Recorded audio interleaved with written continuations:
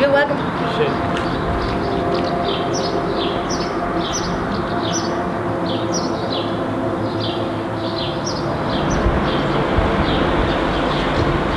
Labas rytas visiems. Čia greitą parodau, kur esu ir varau pusryčiauti, nes jau 9:30. Štai, Pena Montanesa. Nerealiai.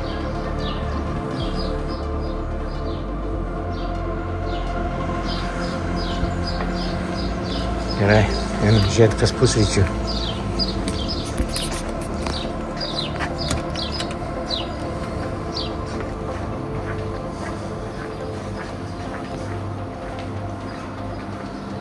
Oro kiaušų likė man. Užteks.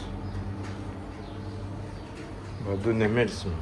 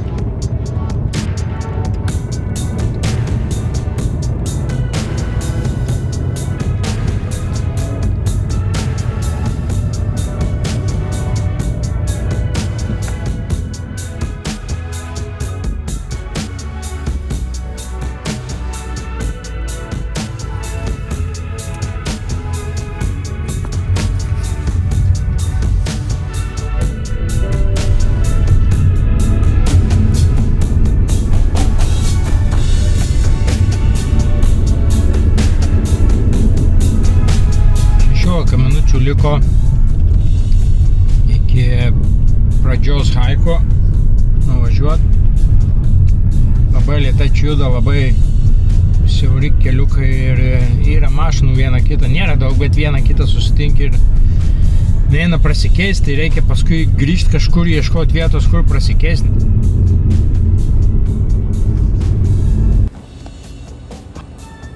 Pažiūrėkit, kas čia.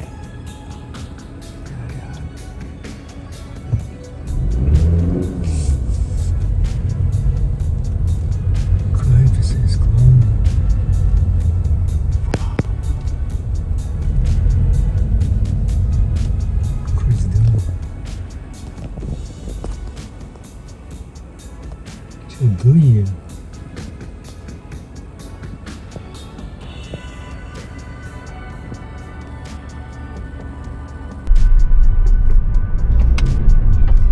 Nuostabūs paukščiai čia skraido, nežinau kaip jie vadinasi, reikės paskui pasidomėti, bet įspūdingai atrodo. O čia šone dabar gerai matosi Pena Montanesa, tai sustosiu parodyti jums truputėlį.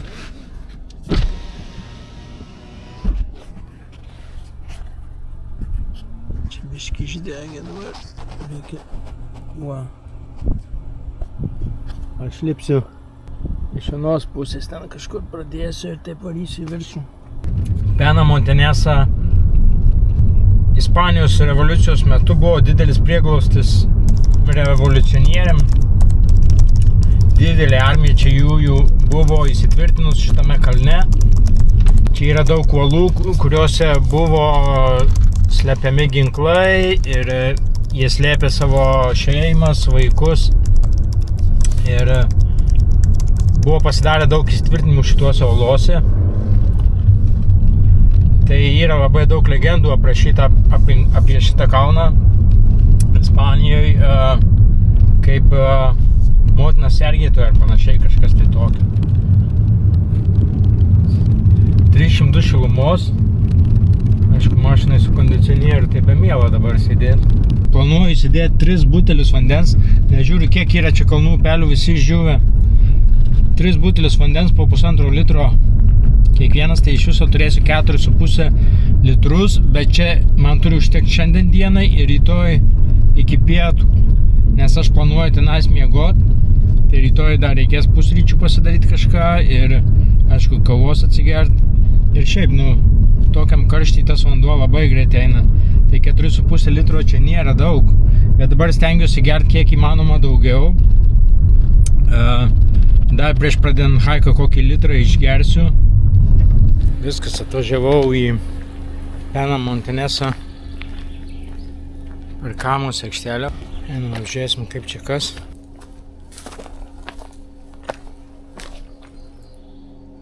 Dešimt kilometrų, 5 valandas 30 minučių, 6:30. Yra reikalų. Šiandien jau gal nespėsiu iki saulėlydžio, tai tada rytoj ryte reikės ant saulėtekio kilt. Žiūrėsim.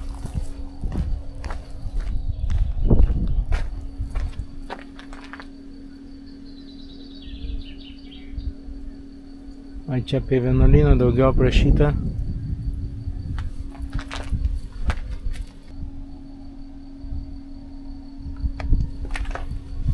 Žodžiu, gerai. Einam, pasimam kuprinę ir žygiuojam. Štai ten. O nakvynės vieta turėtų būti ant to šlaito. Pena Montanesa, I'm coming for you, baby. Belenkiek laukiu šitos akimirkos, kada galėsiu pradėti šitą haiką, nes šitas kalnas seniai jau buvo mano sąraše kalnų, kuriuos noriu įkopt, nes jisai yra supintas daug įvairiausių istorijų ir šiaip labai įspūdingas, filmavimui tinka, labai gražus vaizdai ir nuo jo matysis visas Ordesos nacionalinis parkas. Niekaip nesuprantu, kodėl šitie jungtukai šone yra. Gal kad kišenį nepasispaus. Let's go!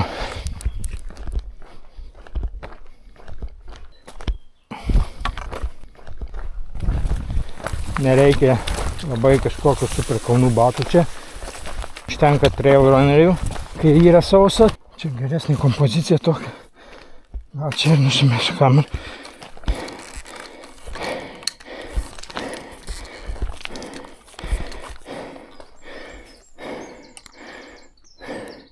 Štai būtent toksai scenų filmavimas labai daug laiko atima.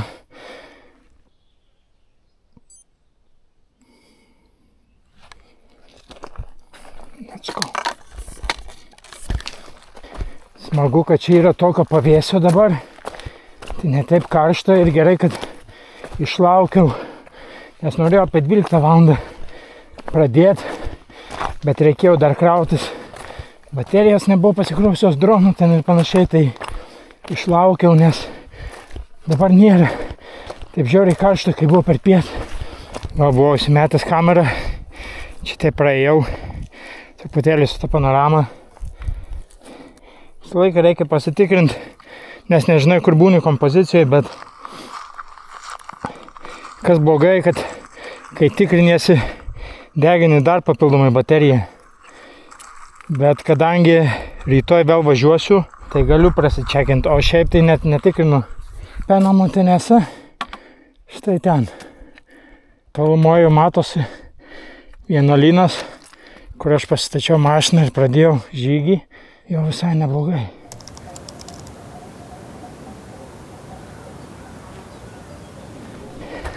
Lipant į kalnus kažkaip taip nereikia jokios papildomos motyvacijos. Pats kalnas yra motyvacija. Svarbiausia nesidraskyti, žinot savo tempą, kokiu tempu patogiausia lipti. Visi lipa skirtingais tempais, visi turi skirtingus svorius. Pas mane kuprinė šį kartą palyginti lengva, nes aš turiu tik 2 dienom maisto įsidėjęs, bet turiu 4,5 litro vandens, kas nepadeda. Jo, bet po to labai padės. Nes oro temperatūra 300 laipsniai, tai vandens tikrai prireiks.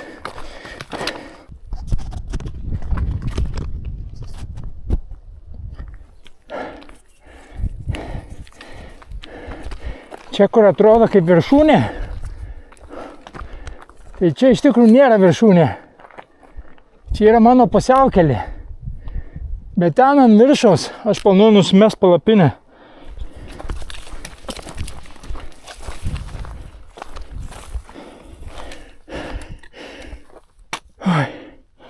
Nelabai suprasiu, kur čia tas takas. Visur tenas akmenukai išmėtė tenas. Dar man 3,5 valandos likusios.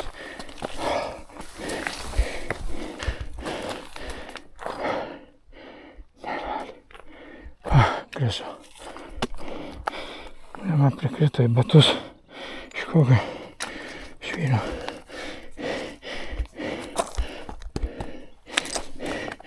Skrusdėlės čia tai monstrinės. Ką tik nulikė akmenukas ten iš viršaus. Toks neblogas. Nežinau, ar čia yra kalnų ožių. Tie čia mėto tos akmenys kartais. Įsijungiau kamerą maždaug jums parodyti, kaip užtrunka tas filmavimas, kodėl jisai tiek laiko užima. Tai realiai dabar nusimetu kuprinę. Reikia įsimti trikojį ir susistatyti. Statysiu čia trikojį, nes čia tokia nebloga panorama atsiveria. Tada nusileisiu, užsidėsiu kuprinę, nusileisiu žemyn. Tada čia bum vėl užlipsiu. Ir galbūt tuo pačiu metu, kadangi jau nusimetęs trikojį būsiu ir kamerą, dar su šitoje kompozicija vieną sceną nufilmuosiu. Tada vėl reikia viską susipakuoti atgal ir atsigerti ir tada vėl toliau keliaujam. Jo, bet tai yra malonumas. Kada grožiesi tokiais vaizdais, negali verkti, kad čia kažkas negerai. Čia yra pasaka. Čia svajonių gyvenimas. Gyvenu svajonę. Šiuo metu.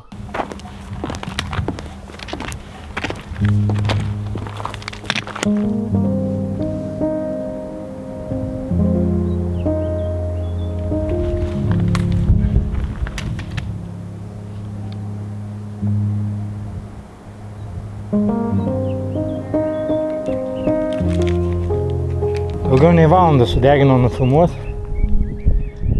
visas scenas, bet dabar galima bus papušinti truputėlį. Tikiuosi.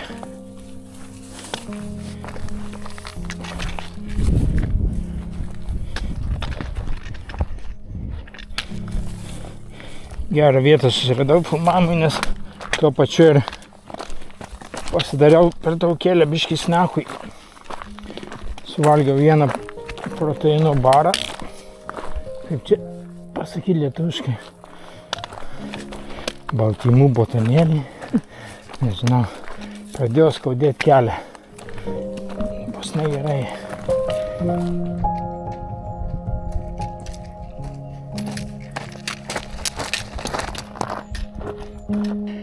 Pirmą kartą pamačiau žymėjimą, geltonai ir žalią.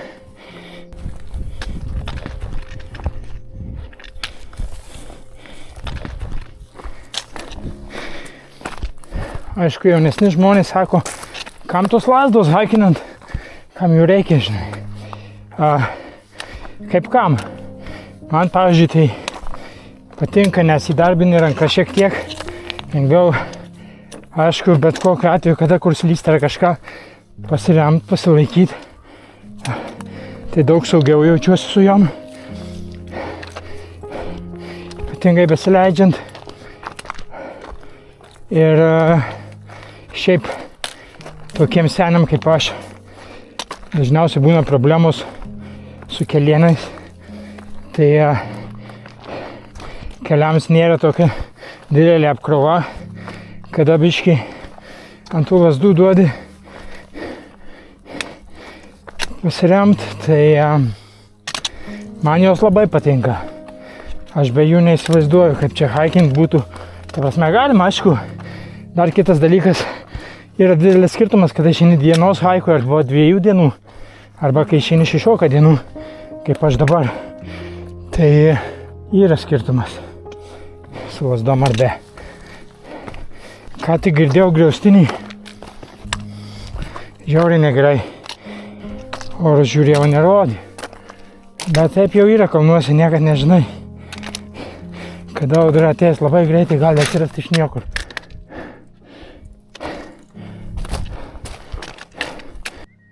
O, ateina audrelė.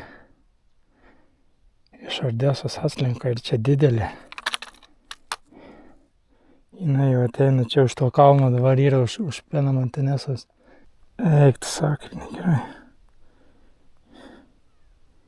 Įdomu, kada jinai čia praeis. Blemba, jeigu pasisektų, jeigu taip vėjas. Eitų, nežinau, čia matosi, kas nors nesimato, matosi. Šito filtro jau kaip ir nereikia dabar, manau, bet... Jeigu taip eina, tai man pasiseks, reikia pažiūrėti vėjo kryptį.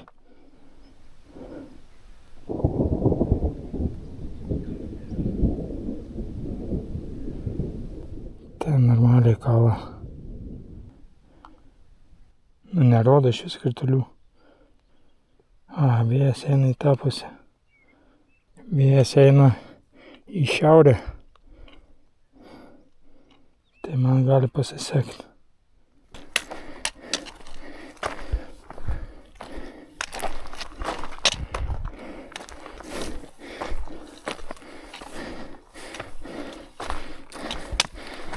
Viršūnės tikrai nespėsiu pasiekti. Ta prasme, gal ir spėčiau, bet nespėčiau nei drono pakelt, nei nufilmuoto. O plus, jeigu audra, tai tikrai drono nepakelsiu. Reikės tik tai bėgti kažkur kavotis, tai jau šiandien viršūnę pasiekti. Man atrodo, reikia pamiršti. Man labai patinka, kai haikinu va tokios laukymės, kada prieini tokia žolytė. Atrodo, galėtum palapinę nusimest, bet lygios vietos nelabai rasi. Čia nebent, bet čia už krūmų. Tai vaizdo. O tenais eitų visai nusimest. Čia būtų gan fanas šlaitas, iš tikrųjų. Su gera panorama. Ir jeigu ką uolos šalia audros atžvilgiu, čia neblogas dropas visai turėtų būti.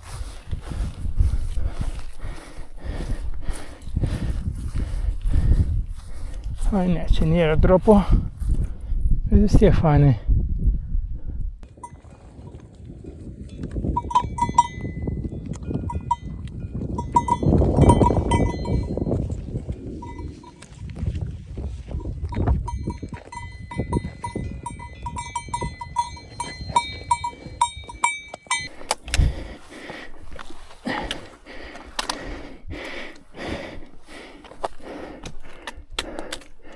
Man ten.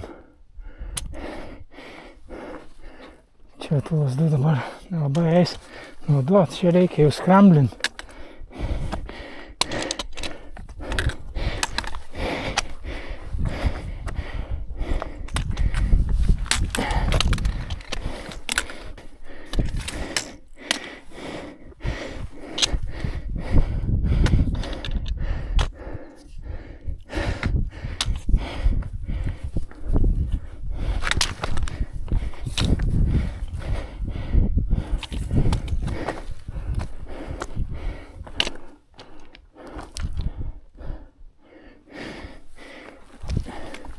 Kai kurie rašo ir klausia, kiek kilometrų per dieną planuoja eiti.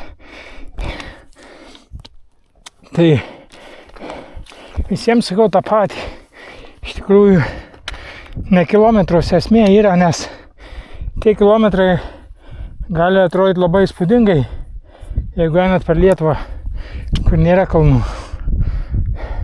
Niekada nesusikoncentruokit pagal atstumą, nes reikia žiūrėti pagal reljefą. Gaunasi taip dabar, kai einu tiesiai į audrą.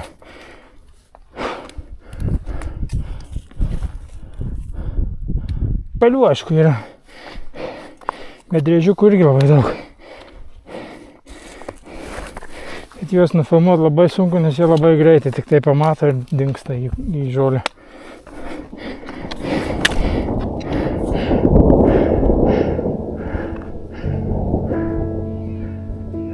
Tai ten jau yra Pena Montanesa viršūnė.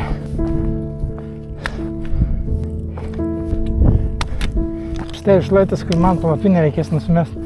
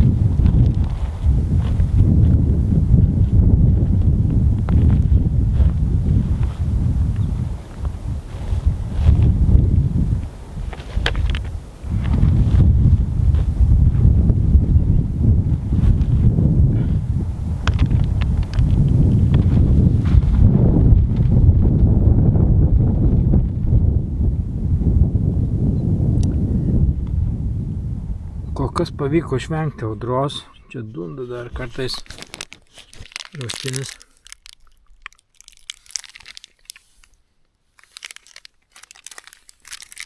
Mano vakarienė šiandien.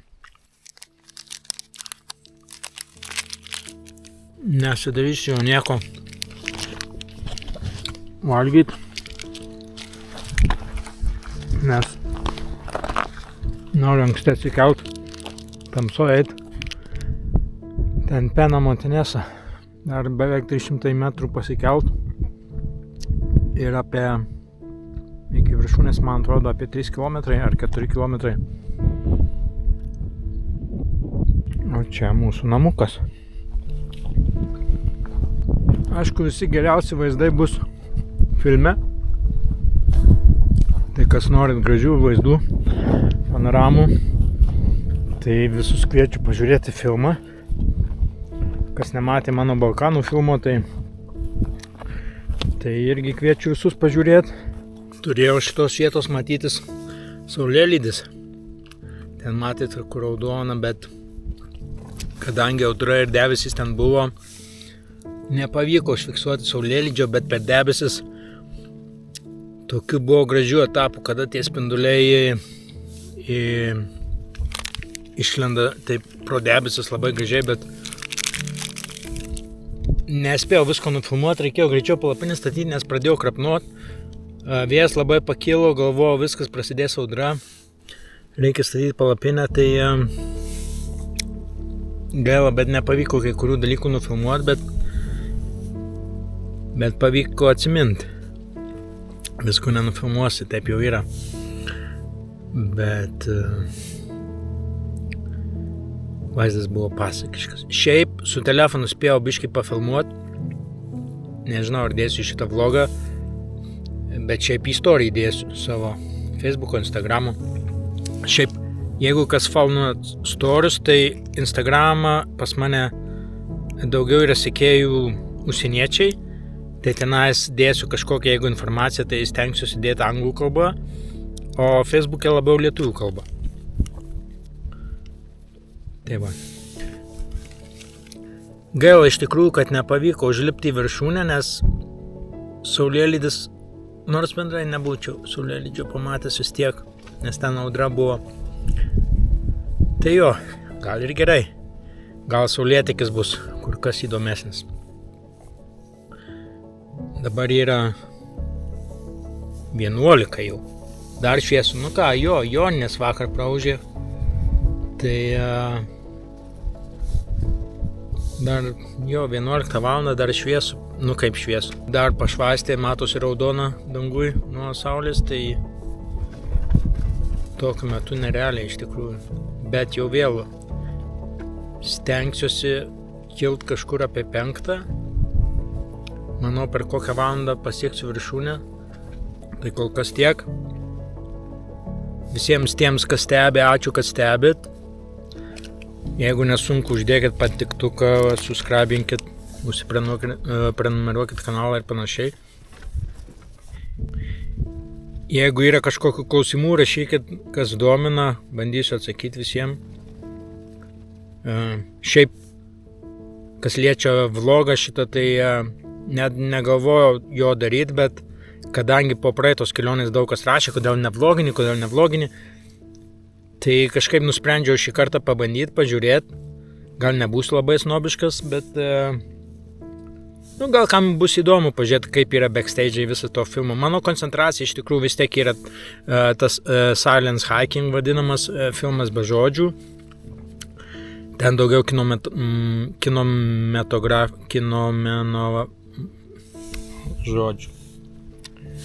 žodžių. Ten kur kas daugiau darbo įdėta ir video, ir retušavimas, ir scenų parinkimas, kompozicijos ir panašiai. Tai ten mano širdis jau būna sudėta. O vloguose, jeigu kam patiks, valio. Aišku, smagu ir pavlogint būtų, bet nes labiau realią situaciją galima pamatyti iš vlogo, negu kad iš filmo. Filme tai jau išrinktos vietos bus pačios gražiausios, pačios įspūdingiausios ir panašiai, taupant laiką. Gerai, viskas, užteks kalbų, einu miegot ir ryt anksti ryte penam ant Inesą. Jo, bus įspūdinga, pakelsim droną.